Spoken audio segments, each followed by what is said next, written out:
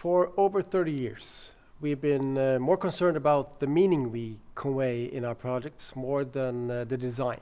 We're more interested in what the Norwegian Opera and Ballet is communicating in its project more than its design. For almost 10 years ago, Europe's largest independent research community came to us and wanted to research how we work with problem solving and our creativity in order to innovate. They found this pretty interesting and invited in different organizations to review if lawyers or people working with energy are working differently than architects and designers in their creative process.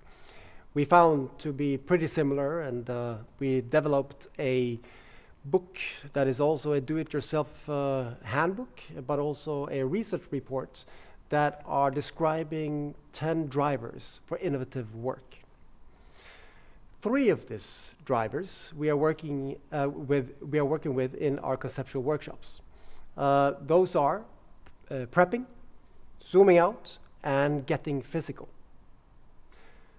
Prepping is about to get insights and information about the projects. We want to share the information about the project so we can build a context together, and also that we get the information at the same time as a group so we can work with concepts based upon that information and insights. Now we know that there's no correlation between the amount of information that you give out and the meaning you are communicating. So the next driver is called zooming out. In order to take all the information you have and start to create meaning in it. So you do that by taking a couple of steps out of the context and getting an overview, not to simplify, but in order to make the complex more understandable. We do that by working with conceptual springboards. And the last driver is getting physical or getting visual in order to not only prototype concepts, but also make means for a different discussion about our project and the concept that we are trying to develop together with you in the workshop. Our first project in Snøhetta is the Library of Alexandria. And it was a competition where 500 architects were competing, a global competition where we all sent in anonymous design proposals. We based our design on the concept of the microchip. And the microchip, in the context of a library, is relevant in the terms of it is a digital way of storing competence and not analog, which is very much what's happening in a library. Now, not only mirroring the design of a microchip into the design of the building, we also used the vertical insights of the binary language, of combining zeros and one into a language to steer and direct our design choices. So half of the building is underneath the surface, and when we talked about history, we had to talk about the future, and when we designed the facade, it is designed by constructions that are letting indirect light into the reading room in the library. So we're using the insight of a microchip into making design choices, and also how we want to communicate the project and make meaning for it.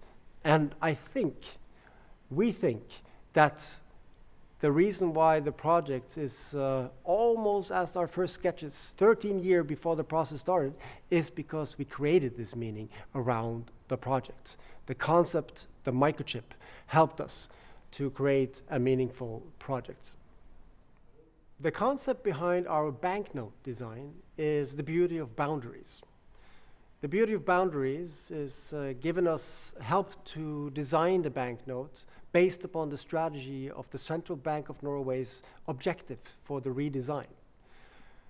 We know that the coast of Norway has had a huge meaning for people living in Norway, people visiting Norway, and how we have developed our society. We know that our coast has given us enormously amount of resources, even if it's food or energy. And we wanted to create a concept that are conveying this importance. And the concept, the beauty of boundaries, is a way to talk about when something beautiful is happening, when differences meet. When the water meets the rocks on the coast, or when a mountain ends up in the flat land, it is a boundary where interesting things happen. We know that when differences meet, we create something that we are more interested in. And we then developed the design by creating different parts as different elements. We made rational, concrete pixels that are in contrast to a soft pattern. And putting these two together is indirectly communicating the beauty of boundaries. Also, we used the Beaufort wind scale to derive the sizes of not only the pixels, but also the wavelength of the soft pattern. And in that sense, we know that the 50 kroner bill is derived by 1.3 meter per second wind, and the 1,000 kroners has the largest wind scale, which is 20.8 meter per second. So we use the C's measurements tools to create the design, and we can create stories about meaning about a banknote design that we find interesting in its small scale because it's so social. It's so social because it exchanges hands so much when we are creating this design, and that's where it becomes tools for talking about the strategy of the Central Bank of Norway creating this new banknote. When we developed the new visual identity for the Norway's national parks, we created a concept called portal. And portal became important because we had two tasks in this commission. And the first one was to make sure that we can increase visitors in the parks, that we can increase tourism into something that is publicly owned and you want to be used. At the same time, the national parks also needs protection.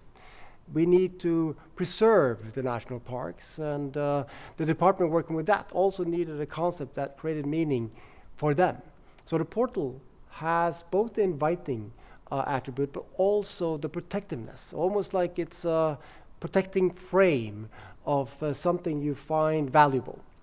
So the concept portal then became not only important for our choice of logo and the parts of the visual identity, but also how we developed the communication.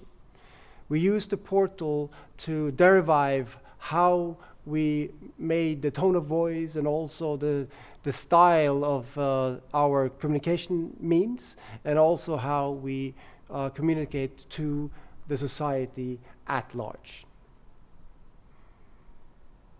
Our most popular project is the underwater restaurant on the tip of the southeast point of Norway. It's called Under, and we created a concept called Immerse. And immerse, by dipping something under the surface of the water, is pretty obvious. But it also has another connotation by defining immerse of how to deep dive into a subject.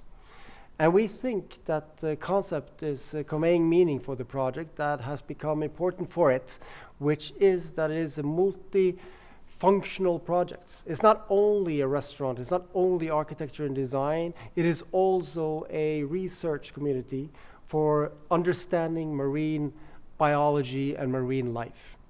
We use the projects in order to understand how marine life can help us making more sustainable food transportations and food sources to not only the community but also the restaurants. The facade of the building is made with the condition that clams can grow on the building, so it becomes a farm in itself. We are using the building to observe over time the marine development of fish behavior and understanding how we can use this more in a sustainable form. And we think this multifunctional project is the reason why it's become so popular. And then the concept is important because it's architecture, it's landscapes, it's interior, it's product design and digital design, all based upon the same concept. And then the concept is helping us to make a holistic project. So it's directly or indirectly presenting the same thinking. Many believe that the concept behind the opera here in Oslo is based upon an abstraction of an iceberg floating around in the beautiful Norwegian fjords. That is not the concept. The concept is thresholds, and we created thresholds in order to create meaning when you are walking through your life into the world of illusions. When you go from everyday life into a theater, you are walking over a threshold, going from one state to another. So in order to make the architecture and design conveying thresholds, we created the bridge over to the public plaza and the forefront of the opera as narrow as possible, so it's perceived big on the plaza. We created the entrance as low as possible so that the foyer is perceived as large and voluminous. When you look through the very ice-cold glass into the warm German oak that is from the interior, it represents thresholds. We know that when you are into the very black theater hall, you are in a steep contrast to the white marble. And all of this is happening because we think this is important for what's happening on stage. Because on stage, when you're watching a theater play, that could be an opera or seeing a ballet, or even listening to music, you need the thresholds in the art. You need to make a shift in the drama in order to make it interesting. If everyone loves each other, it becomes pretty boring. You need a change. You need someone to not get their loved ones, or maybe someone is having a conflict of some sort, or maybe even someone has to die in order to make it interesting. So then the architecture and design is conveying what is the most important for a cultural institution, which is what's happening on stage. Now that people are co-creating the concept with us, thinking that it's a floating iceberg around in the fjords, that's applaudable. We like that very much. It is great that people are co-creating ideas and thinking of it. It is almost like you're listening to a very easy, likable pop song that you get tired of after the third time you hear it. But musicians like Neil Young or Bob Dylan, you probably need some time to learn it and get acquainted with it. And after a while, it's something that becomes sort of a musical friend for life.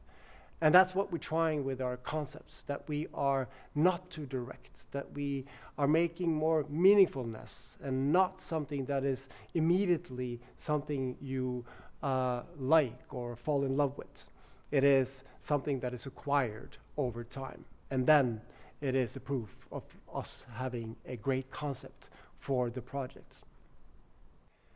So concept in Snøhetta is about higher level thinking.